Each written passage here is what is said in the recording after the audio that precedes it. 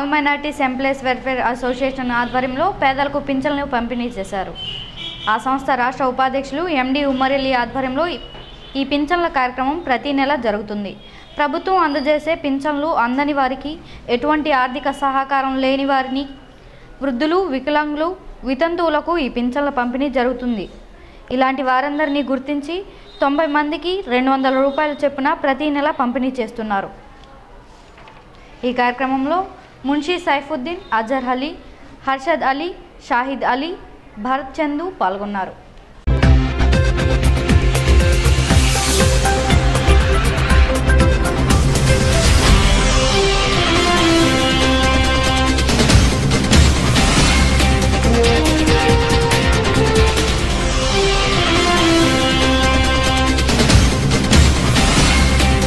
జంగారెడ్డిగూడెం పట్టణంలో మంచినీటికి ఇబ్బందులు తలెత్తకుండా అన్ని ఏర్పాట్లు చేశామని కమిషనర్ వి సల్మాన్ రాజు తెలిపారు.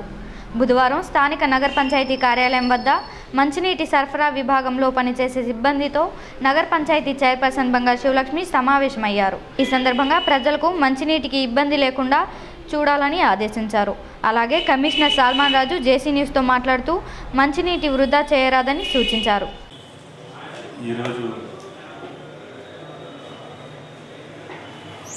ప్రజల నుంచి కొన్ని విజ్ఞప్తులు వచ్చిన సందర్భంగా వాటర్ సప్లై సిస్టమ్ని మెరుగుపరచడానికి మా నగర పంచాయతీలో ఉన్న సిబ్బందులందరినీ కూడా మొత్తం ఒక 30 మందిని కేవలం ఈ వాటర్ వర్క్స్, ఈ మంచినీటి సరఫరా జరపడానికి కేవలం వినియోగించాము. వాళ్ళందరినీ కూడా సమావేశపరిచి చైర్పర్సన్ వారి ద్వారా, తర్వాత మా ఏఈ గారు అందరినీ కలిపి సమావేశపరిచి వాళ్ళకి బోర్డ్స్ వాటిని ఆపరేట్ చేసుకుంటాం ఎట్లాగా, ఏంటి దాంట్లో మనం ఏం కలపాలి, క్లోరినైజేషన్ ఎట్లా చేయాలనే దాని మీద అవగాహన కల్పించి వాళ్ళకి ఇన్స్ట్రక్షన్ ఇవ్వడం జరిగిందండి. అట్లాగే ఈ మన స్టేట్ మొత్తంలో కూడా ఎక్కడా కూడా లేనంత విధంగా మన జంగారెడ్డిగూడెం మున్సిపాలిటీ నందు వాటర్ సప్లై విధానం జరుగుతుంది. అది ఎలా అంటే బోర్స్ మనకున్న మొత్తం 31 బోర్లు కూడా టౌన్లో 24 అవర్స్ కూడా ఆన్లో ఉంటాయండి. ఇక్కడ 24 అవర్స్ ఆన్లో ఉంటే దానికి అనుగుణంగా షిఫ్ట్ ఆపరేటర్స్ ఏం చేస్తారంటే పలానా ఏరియాకి ఈ టైం, పలానా ఏరియాకి ఇలాగని ఆపరేట్ చేస్తూ ఉంటారు. అందరికి కూడా మంచి సవ్యంగా జరగడం. అలాంటి మహత్తరమైన కార్యక్రమం ఇక్కడ జరుగుతుంది కాబట్టి అందులో ఎలాంటి లోపాలు లేకుండా ప్రజలందరికీ కూడా మంచినీటి సౌకర్యం నిరంతరంగా ఇవ్వడానికి కానీ మేము ఒక ప్రణాళిక కూడా తయారు చేశాము. అదే మంచి పద్ధతులు అమలు చేయడానికి ఈరోజు మా సిబ్బంది అందరితో కూడా ఏర్పాటు చేసి వాళ్ళకి ఇన్స్ట్రక్షన్స్ ఇవ్వడం జరిగింది. అట్లాగే ఈ సందర్భంగా నేను ప్రజలకు కూడా నా విన్నపం ఏంటంటే దయచేసి మంచినీటిని ఎవరు కూడా వృధా చేయొద్దండి. ఎందుకంటే ఈ వేసవికాలంలో కొన్ని బోర్లు చాలా వరకు కూడా వాటి యొక్క డెప్త్ తగ్గిపోతూ ఉంటుంది. ఎప్పుడు వచ్చినంత ఫ్లో కూడా ఉండదు. కాబట్టి ఈ ప్రజలందరూ గమనించి కొంచెం నీటిని కొంచెం పొదుపుగా వాడుకోవాల్సిందిగా కోరుచున్నాను. బట్టలు చూస్తున్నారు, బట్టలు ట్యాప్ దగ్గర, పబ్లిక్ ట్యాప్ దగ్గర బట్టలు చూస్తున్నారు. అట్లాగే చాలా నేను చూసిన అవుట్డోర్ ఇన్స్పెక్షన్లో ఏంటంటే పబ్లిక్ ట్యాప్స్ ఉన్న దగ్గర కొందరు నీటిని దుర్వినియోగం చేస్తే అక్కడే బట్టలు ఉతుక్కుంటూ రకాలుగా యూజ్ చేయడం జరుగుతుందండి. దయచేసి అలాగే ఎవరు చేయొద్దు.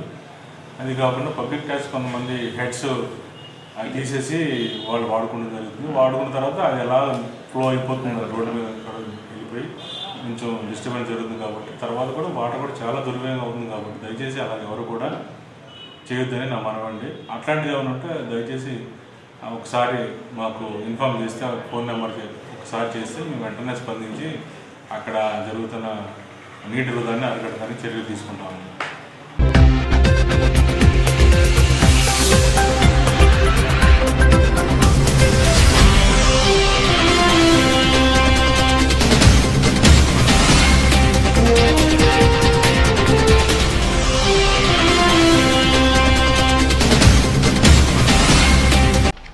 జంగారెడ్డిగూడెంలోని 2వ వార్డులో ఆ వార్డు కౌన్సిలర్ చిట్టిబోయిన రామలింగేశ్వరరావు ఎన్టీఆర్ భరోసా పింఛన్లను పంపిణీ చేశారు. సందర్భంగా ఆయన జేసీ న్యూస్తో మాట్లాడుతూ తెలుగుదేశం ప్రభుత్వం ఆధ్వర్యంలో ప్రజలకు ఇచ్చిన హామీలన్నింటినీ ముఖ్యమంత్రి చంద్రబాబు నాయుడు నెరవేరుస్తున్నారన్నారు.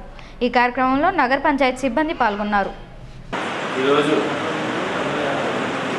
ప్రతి నెల ఎన్టీఆర్ భరోసాగా రాష్ట్ర ప్రభుత్వం ఇచ్చే పెన్షన్ ఈరోజు 2వ వార్డులో అందజేయడం జరుగుతుంది. ప్రతి నెల ఇచ్చే పెన్షన్ కంటే కొత్తగా కొన్ని వచ్చాయి. అది దాంతోపాటు రాని వాళ్ళు కూడా మిగతా వాళ్ళు కూడా వచ్చే నెలలో రావడం జరుగుతుంది. అలాగే గత 6 నెలలుగా కొంతమంది పెన్షన్లు పెండింగ్ ఉన్నాయి.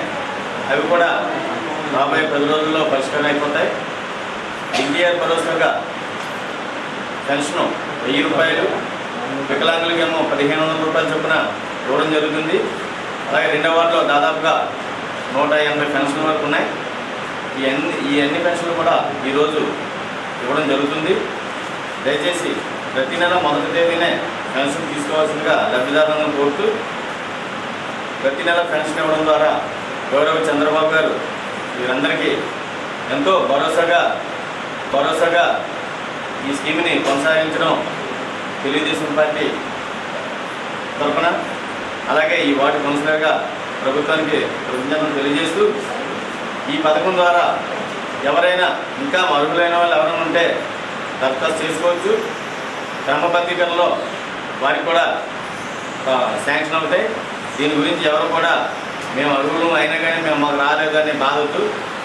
మేము ఎవరైతే ఉన్నారో అర్హులు వారందరికీ కూడా అందరికీ పెన్షన్ మంజూరు అయ్యేలాగా మనం కృషి చేస్తాం. ఈ విషయంలో అందరికీ వాటిలో ఎవరికి కూడా మాకు పెన్షన్ రాలేదు అనే మాట ఉండకూడదు. అదే గౌరవనీయులు మంత్రి కేంద్ర సుజాత గారు ఈ విషయంలో స్పష్టమైన ఆదేశాలు ఇచ్చారు. ఎవరికి కూడా మాకు పెన్షన్ రాలేదు అనే మాట రాకూడదు అనేది మంత్రి గారి అభిప్రాయం. ఆ అభిప్రాయం మేరకు మేమంతా కూడా నడుచుకుంటాం. ఈ విషయంలో ఎవరైనా సరే మాకు పెన్షన్ రాలేదు, అర్హులైంది అనేవాళ్ళు ఈ విషయాన్ని గమనించి సహకరించవలసిందిగా కోరుతున్నాం.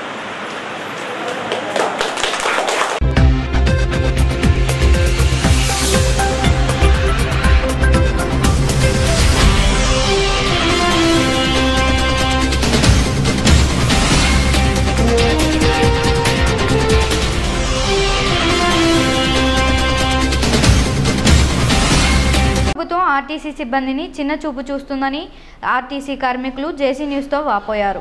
తెల్లవారుజాము నుండి రాష్ట్ర వ్యాప్తంగా ఆర్టీసీ బస్సులు నిలిపివేసి ఆర్టీసీ ఉద్యోగులు సమ్మె బాట పట్టారు.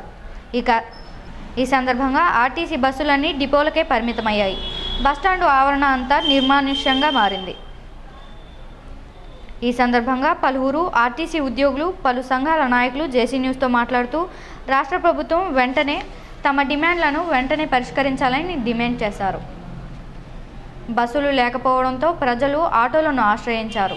ఆర్టీసీ డిపోలో ప్రయాణికులు లేక దుకాణాలన్నీ మూసివేశామని, దీంతో తమ దుకాణాల్లో ఉన్న పండ్లన్నీ పాడైపోతున్నాయని పండ్ల వ్యాపారులు ఆందోళన చెందుతున్నారు. రాష్ట్ర ప్రభుత్వం ప్రజల్ని అటు ప్రభుత్వ విధానాలని కూడా మేము అంగీకరించట్లేదు. కారణం ఏంటంటే ఆర్టీసీ రాష్ట్ర ప్రభుత్వ ఉద్యోగులకి 43% ఫిట్మెంట్ ఇచ్చి వాళ్ళకి శాలరీలు ఇవ్వడం జరిగింది. అదే 43% మాకు ఇవ్వమని అడుగుతున్నాం. కానీ యాక్చువల్గా వాళ్ళకి మాకు 19% వ్యత్యాసం ఉంది. ఆ వ్యత్యాసాన్ని కూడా అడగట్లేదు మేము. ఆ వ్యత్యాసంతో కలుపుకుంటుంటే 62% ఇవ్వాల్సి వస్తుంది. కానీ వాళ్ళని 62% అడగట్లేదు. మేము 43%కి అంగీకరించడానికి మేము ఉన్నాం. కానీ ప్రభుత్వం కానీ యాజమాన్యం కానీ స్పందించట్లేదు. 28%కే ఇవ్వడానికి వాళ్ళు సుముఖత వ్యక్తం చేస్తున్నారు. నిత్యావసర వస్తువులు ఏది అందుబాటులో ఉంటున్నాయి, రోజు రోజుకి పెరిగిపోతున్నాయి. వాటి మీద ప్రభుత్వ నియంత్రణ లేదు. ఇదే కాకుండా మాకు రాష్ట్ర ప్రభుత్వం ఖజానా నుంచి ఒక్క పైసా కూడా ఇవ్వవసరం లేదు. రాష్ట్ర ప్రభుత్వం ఆర్టీసీకి బకాయి చెల్లిస్తే చాలు. అదే కాకుండా బల్క్ పేరుతో ఫీజులు ఇస్తుంది. ఆ బల్క్ పేరును తీసేసి ఒక ఏజెంట్గా గుర్తించి ఆర్టీసీని ప్రతి డిపోని ఒక ఏజెంట్గా గుర్తించి ఆ విధంగా డీజిల్ సప్లై చేస్తే మరింత లో కాస్ట్ పడుతుంది. ఇదే కాకుండా ఈ రోజున ట్యాక్స్ పెంచింది యాజమాన్యం. ట్యాక్స్ పెంచితే ఈ రోజున మరింత భారం ప్రజల మీద పడుతుంది. అలాగే కాకుండా ఈ రోజున చూస్తామంటే ఈ ఆర్టీసీ ఛార్జీలను పెంచుతామని చెప్పి కార్మికులకి జీతాలు కంపల్సరీగా రేట్లు పెంచుతామని చెప్పి అంటున్నారు. అది కరెక్ట్ కాదు. ఏంటంటే ఈ రోజున డీజిల్ మీద ట్యాక్స్ తగ్గిస్తారు. అంటే అంతర్జాతీయంగా క్రూడ్ ఆయిల్ రేట్ తగ్గింది. ఆ క్రూడ్ ఆయిల్ రేట్ తగ్గించిన దాన్ని ఇవ్వకుండా రాష్ట్ర ప్రభుత్వం ట్యాక్స్ పెంచింది. ఆ ట్యాక్స్ని కూడా కంట్రోల్ చేస్తే 90% ఇదే రేట్లతో మేము ప్రయాణికులు సర్వీస్ చేస్తాం. ప్రయాణికుల్ని ఇబ్బంది పెట్టే విధంగా మేము ప్రవర్తించట్లేదు. ప్రభుత్వం ఈ విధంగా చేస్తుంది. ఈ ప్రభుత్వ విధానాలని అడ్డుకొని ప్రజలు రైతుకు మద్దతు ఇవ్వాల్సిందిగా ప్రజలు కోరుకుంటున్నాం.